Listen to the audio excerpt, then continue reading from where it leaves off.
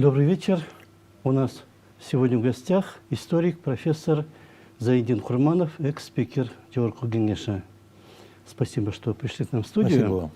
В этом году мы отмечаем столетие возрождения, да? Возрождение, правильно говорить, государственности Кыргызстана. Вы как раз этими репрессиями и вот этими отцами-основателями, биографиями их занимались. Получается, мы знаем вот про Юсупа Абдрахманова, Орозбекова, Абдукерима, Садыкова, других, но в то же время там были некоторые другие люди, имена которых до сих пор не очень называются, да? Вот кого можно назвать? Самый неизвестный среди всех политических деятелей того времени, к нему относится Венджер Владимир Григорьевич. Он практически 1 год, с 28 по 29 год, исполнял обязанности первого секретаря Кирабкома партии. Это самый главный начальник. Ну, самый главный, самый главный. Угу. Но почему-то в исторической хронике тех лет об этом периоде его жизни ничего не говорится. Пишется о том, что был первым секретарем Музюков Николай Анисимович, да, с 25 по 27 год, 29 год. А потом приходит Шубриков, а Венджера между ними нет. Почему так получилось? Но это, наверное, связано с судьбой этого человека. Он происходил родом из Мечан, родом был с Крыма, закончил в Ялте местную гимназию для привилегированных слоев общества. Там училась Набокова и Цветаева, Цветаева, да, закончила. То есть многие известные люди, творческие люди там учились. Поступил в 17-летнем возрасте в Московский госуниверситет на физико-математический факультет, проучился год, потом вынужден был бросить учебу, потому что революционные годы в то время ни Фрунзе, ни Троцкий и многим другим выдающимся революционным деятелям не удалось поучиться. Некогда было. Некогда было. Революционные дела. И поэтому был вынужден бросить, занимался партийной работой, был в партии большевиков, работал на различных должностях в России. В 1927 году его перебросили в Туркестан. Он работал в Узбекистане. Ну, какая работа на него в основном возлагалась? Он занимался организационной работой и агитационно-пропагандистской. Ну, было видно, что он очень образованный человек, поэтому ему доверяли такие сложные участки работы, где простых революционеров не подпускали. И в 27 году, в 28 году, его назначили заворготделом Кирабкома партии. Ну, это как глава администрации сейчас. Ну, это очень высокая позиция, потому что он был как бы организатором всех тех процессов, которые происходили в стране, отвечал за них, за их организацию, за деятельность Кирабкома. Ну, а потом его почему-то подвинули на должность заместителя транспортным отделом, и в то же время в биографии указано, что он практически 9 месяцев являлся временным исполняющим обязанности первого секретаря Кирабкома. Но на эту должность его не назначили. Потом приехал Шубриков. Шубриков приехал в 1929 году. И он уступил место и уехал из страны. Поступил в Московский институт красной профессуры, закончил экономический факультет. В 1959 году он стал уже доктором экономических наук и одним из выдающихся советских теоретиков в области кооперативного социализма. это очень большая позиция. Он критиковал политику, аграрную политику Сталина и стал известен на весь мир тем, что на его 6 писем, которые он написал с критикой политики коллективизации Сталина, Сталин откликнулся и ответил. Но не расстрелял. Он его пожурил, покритиковал, указал на ошибки. И у них спор был теоретический, не на уровне там, практики, или, там, кто принес это, принес. Спор был на высокой материи. Сталин был прав в том плане, что он говорил, что сельское хозяйство должно по мере развития аграрного сектора, социалистического, колхозов и совхозов, роль товарно-денежных отношений в аграрном секторе будет падать. Потому что курс, сталинский курс на что был рассчитан? Чтобы победил социализм, и товарно-денежные отношения вымерли. И перейти к строительству коммунизма. Вот генеральная линия. А в реальности это получилась другая картина, и Венджер, как практик, не только теоретик, ученый, но и как практик, он видел эти недостатки. А то он как раз выступает с позиции рыночной аграрной экономики. Он говорит Сталину о том, что вот происходят недостатки, ошибки, голод идет. Россия, которая продавала зерно и обеспечила весь мир зерном, вдруг превратилась в страну, где люди голодают. 2 голодомора прошло. 21-22 год, 31-33 год, которые унесли 10, а может быть и больше миллионов человеческих жизней в условиях мира. И потом Советский Союз, вот почему вот мы помним, да, как распался. В магазинах что-нибудь было из продуктов питания? Колбаса, там, мясо и так далее, картофель, что-то такое. Все было на базаре. Все было на базаре, но в государственных магазинах продуктовый голод был. Это о чем говорит? Сейчас мы можем открыто сказать. Это говорит о провале политики коллективизации.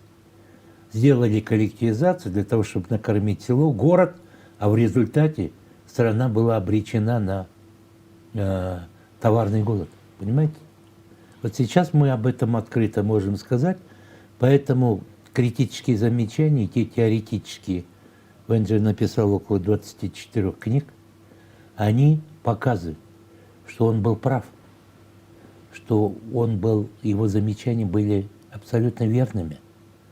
Он, несмотря на то, что это наступило время единомыслия, он нашел в себе смелость критиковать самого Сталина. И у Сталина не хватило сил его расстрелять. Потому что, ну как можно своего оппонента расстрелять? Он его не тронул. Но над ним готовилась расправа, тем более грехов у него за спиной было много, социального характера.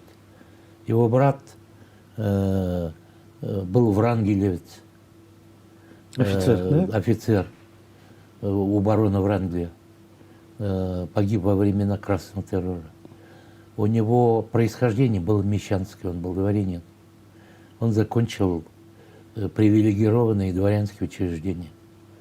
И по культуре, вот посмотрите на его фамилию, его братьев, сестер и так далее. Все гениальные люди. 2 лауреата Сталинской премии.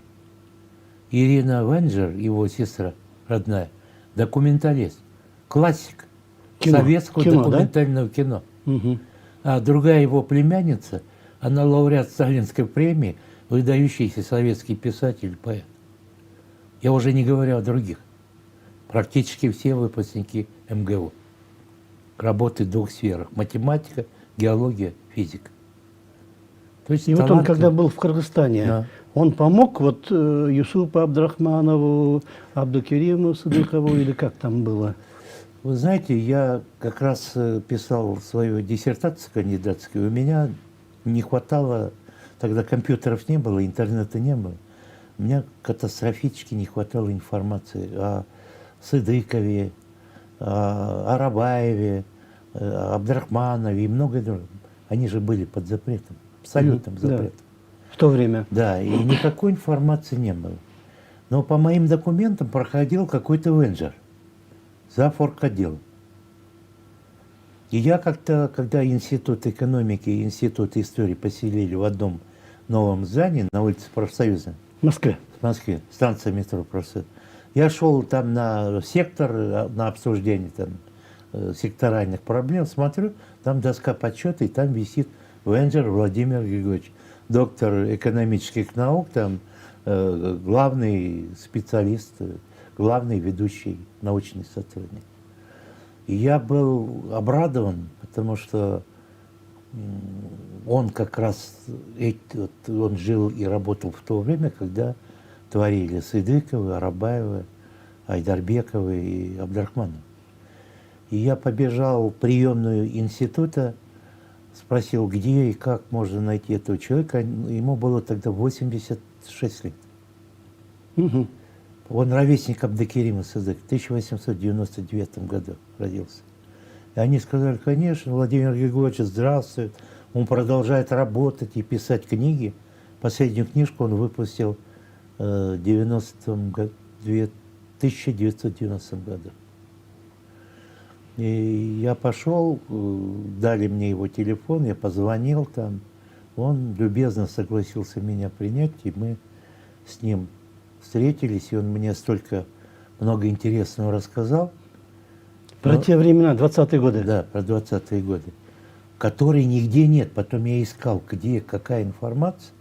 До сих пор ничего не известно. Вот он рассказал, что, ну, во-первых, дал характеристику. Абдрахману сказал. Абдрахманов был очень грамотный молодой человек, очень, так сказать, сильный, прекрасно владел материалом. Когда Венджер работал, он работал уже председателем Совнаркома. Юсуп Абдрахман. Юсуп Абдрахман уже 2-3 года работал председателем Совнаркома. Очень убедительный был, в спорах, аргументированные данные, прочее. Ну, он сказал, что это был выдающийся человек.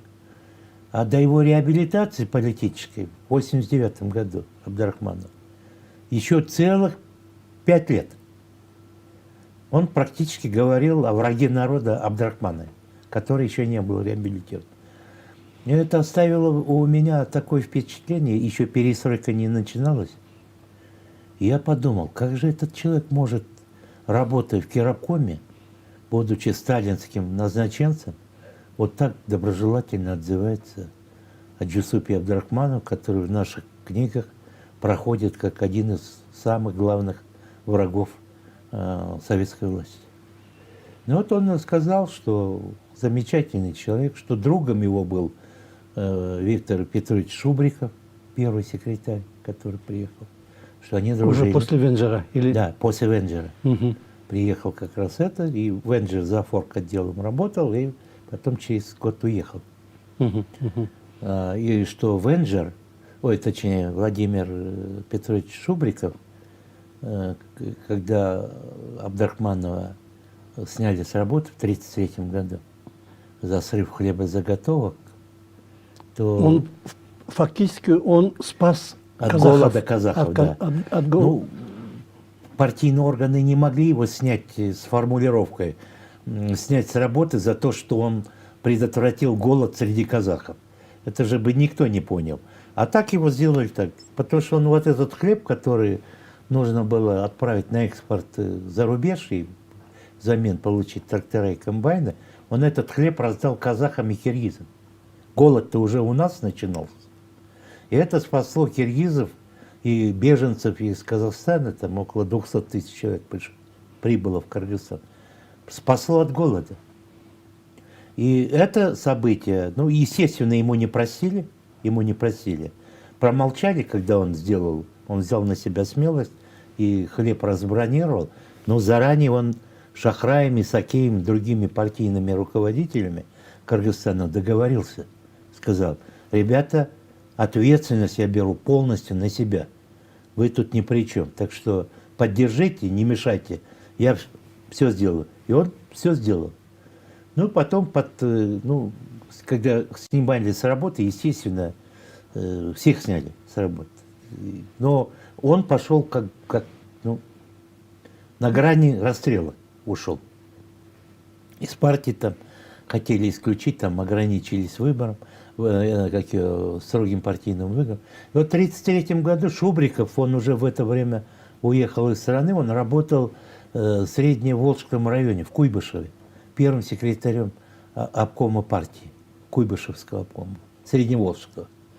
И тогда Шубриков, Джусуп Абдрахманов, зная, какой он хороший хозяйственник и работник, несмотря на то, что у него партийный выговор и антисоветские статьи на нем висят, он его пригласил к себе на работу, где он работал с ним В Куйбышев. 3 года. Да. Он его назначил на должность заместителя, председателя сельскохозяйственного комитета, то есть замминистром сельского хозяйства области. А потом Шубрикова заберут в другую область. И Абдрахманов переедет работать в Оренбург. В Оренбургскую Туда область. опять к Шубрикову, да? Нет. Уже в Шубриков другую. уехал в другую часть, Мгм. то ли в Крым, то ли еще где-то в России. М. Но все-то знали, что Шубриков и Абдрахманов связаны, и Абдрахманов прекрасно понимал, что без Шубрикова его арестуют и расстреляют. Уже время плюрализма мнений закончилось, и он перебрался в Оренбург. Вот Венджер мне сказал, что Шубриков помог ему туда устроиться, а потом помог ему устроиться в Оренбурге. М. В Оренбурге. Но на год раньше Шубрикова расстреляют, обвинят в связях с Тухачевским, там репрессии шли, и его потом расстреляют в 1937 году. А за Джусупа возьмутся в 1938 году. В 1938 Сразу году, после этого. после Шубрикова его перетащат в Бишкек, там арестуют. Ну, арестуют по делу социал-туранской партии, и в ноябре его расстреляют. Джусуп Абдрахман. И вот о том, что они дружили, как раз, я об этом впервые узнаю. От Вензера. От Венджера. Мгм. И о том, что Венджер тоже с ним дружил, и они были в хороших деловых отношениях. Но судя по теории, но он мне не представился тогда, что он теоретик кооперативного социализма. Я бы, естественно, и по теории там с ним бы поговорил. Но вот одну интересную вещь, которую изобилуют наши документы, он мне рассказал. Мгм. Вот документы, с которыми я работал, я писал диссертацию по истории всех киргизских съездов Советов, это как парламент. Они принимали решения, которые потом в виде законов, постановлений. Не законов, постановлений. И прообраз нынешнего парламента. Вот эти все киргизские съезды Советов, там все время в документах сельскохозяйственных, аграрных происходит какой-то метод себе. И Джусуп Абдрахманов в своих докладах, выступлениях, прениях все время говорит о методе в себе. Я его спросил, что за метод в себе? Это как вещь в тебе?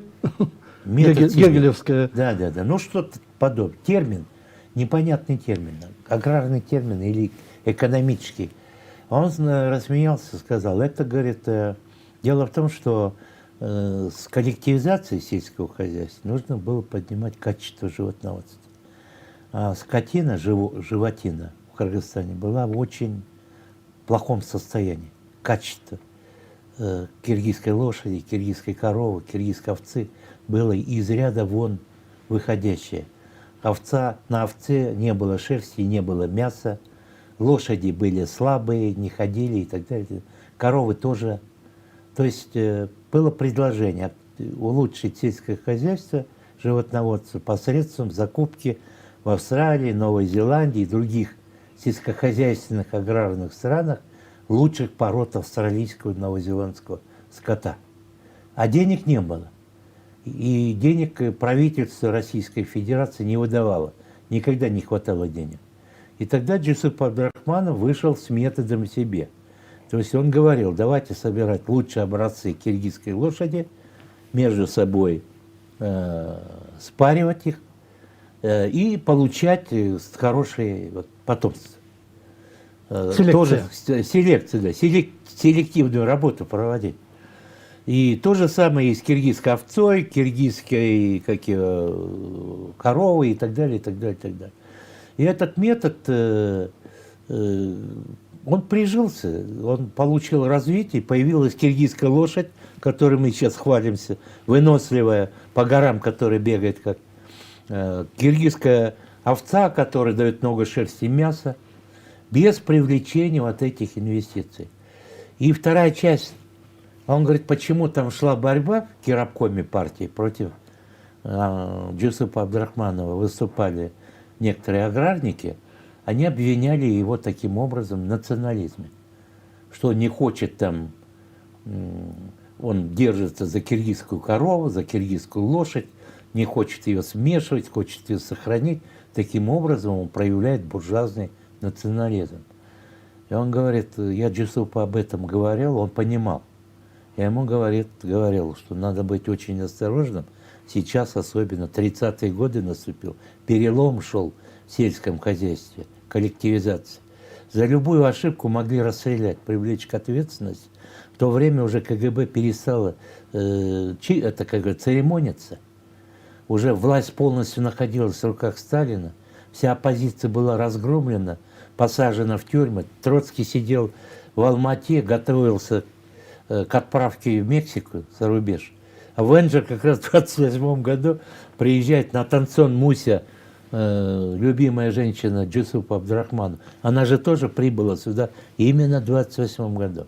82 троцкиста были, целый список уволенных из партии, как старый, и Муся на танцон как раз приехала в их числе. И в 1928 году они познакомились с Джусупом Абдрахмановым, и между ними состоялся роман.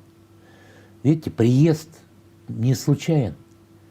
Приехало очень много интересных людей, революционеров, ученых, творческих работников с необыкновенной судьбой, личной судьбой. Поэтому нашим историкам надо изучать эти вещи, эти дела, что наши успехи многие были связаны с их деятельностью. Да. А почему я Венджера вспомнил? Спустя столько лет прошло. Я уже почти как 68 лет мне. Почти там 40 лет почти прошло с того времени. Потому что мы написали одну книгу, посвященную столетию возрождения киргизской государственности. И как раз там авторский коллектив, руководитель Шаир Батырбаева, доктор наук, она сказала, Зайнидин Карпетович, вот вы этот период знаете, были ли среди русской интеллигенции, русских революционеров, люди, которые поддерживали Сыдыкова, Абдрахманова, идеи государственности и так далее, и так далее. Я сказал, конечно, были. Я их часто встречал. Я об этом писал, но как-то внимания особо не уделял. И что выясняется? Вот как раз я начал перечислять. Говорю, Узюков, Венджер, Шубриков, которых я знал, по словам Венджера, и которые вот действительно современные факты совпадают с тем, что говорил Венджер. И Венджер сам, выдающийся ученый, теоретик социализма, это, ну, понимаете, да, это человек, который стоял рядом с Лениным, Плехановым, Марксом, Энгельсом, Мао Цзэдуном, там же теоретиков было много, понимаешь, Богдановым и прочими людьми. Я с ним вживую общался, и надо сказать, что в его институте экономики о нем целый культ, его просто как Бога почитали. И до сих пор поводят его юбилеи, празднуют, сборники документов издают, они помнят и пишут, продолжают о нем писать с высокой точки зрения, буквы там, выдающийся советский там, последователь учения там, Чернова. У него же взгляды похожи на партию эсеров, которых всех перестреляли в те годы. И вот для меня вот это фантастика. То, что он, вот он с 1939 года по 90-й год, у него в политике ничего не получилось. Максимально его достижение, и то под вопросом, в одной из анкет указывает, что он был секретарем Семипалатинского обкома Компартии Казахстана. Но И в Кыргызстане. И в Кыргызстане. В Кыргызстане никто не указывает, что он был исполняющим обязанности. Понимаете? То есть какая-то такая биография, вроде бы выдающийся человек, А у нас не знают почти. а у нас ничего не знает о нем. Вот еще один момент. У нас осталось 3 минуты где-то. Вы упомянули Шубрикова, Венджера. Узюков, он что сделал для... Вот... Узюков, вот он как раз в 25 году приехал по... Дело тридцатки рассматривалось в Кыргызстане, и разгрому подверглась группа Сыдыкова, Арабаева, Абдрахманова, Айдарбекова и других. Которые провели вот этот съезд Которые несанкционированный, съезд да? провели, которые там написали заявление тридцатки и так далее, так далее. На них спустили всех собак. Предыдущий первый секретарь Каменский. Каменский опирался в своей деятельности на поддержку вот этой левацкой хулиганствующей, как-то в то время был написан, группы Бабаханова, Худайкулова. И вот Узюков приехал, Сыдыкова, Арабаева уже отправили ссылку в Ташкент, но он не мог все сделать, но он вернул из забытия Абдрахманова и сделал его Совнарком. Совнарком, председатель Совнарком. Вернул Айдарбекова, вернул Чонбаша и многих других, которые находились в опале. То есть он вернул значительную часть наших политиков. И вот тогда начинает восходить звезда Джусупа Абдрахманова, который стал председателем Совнаркома. И он взял ответственность на себя и стал рулить нашей страной. Сплотил вокруг себя вот эту и старую элиту, и новую элиту Эсенамановых, Хайтматовых, Чонбашевых, Шороковых, Чолдошевых и новое поколение политиков. Заслуга. И потом почему-то его заставляет писать заявление по собственному желанию. Узюкова. После того, как он тридцатку поднял, да, там объективно рассмотрел, третье, и его вот таким образом отправляет учиться. Всех штрафников отправляли учиться в Институт Красной Профессуры. Венджера тоже отправят, Узюкова тоже отправят. Многих, вот я, насколько знаю, вот, и там как раз Венджер становится. И... У нас уже время подходит к концу. Понятно. То есть роль этих людей для кыргызской политики и становления киргизской государственности очень велика. Но нужно продолжать изучать. Отмечать в октябре возрождение государственности кыргызской, и я думаю, до октября мы еще несколько, может быть, сделаем интервью про те времена, про тех людей. Конечно. Это было бы интересно читателю и кыргызской общественности. Спасибо вам большое. У нас в гостях был историк, профессор Заидин Курманов, экс-спикер Джорджа Кенеша. Спасибо большое. Спасибо вам также. До свидания.